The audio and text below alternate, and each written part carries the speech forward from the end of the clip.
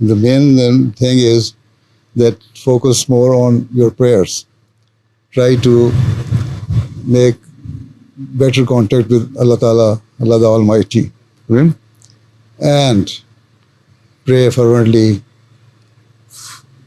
for your safety, the safety of the country and the world at large.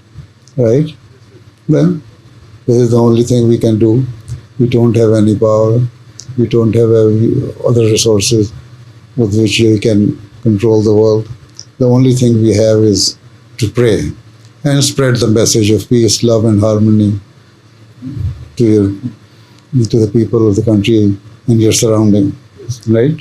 If every family is doing it in this way, then of course at least those who live near to you, they would at least know that there were some people who used to ask us that recognize your Creator and respect each other and honor each other and discharge your duties towards each other.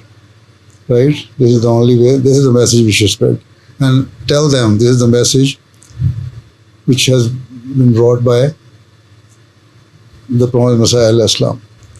This is the teaching of Islam.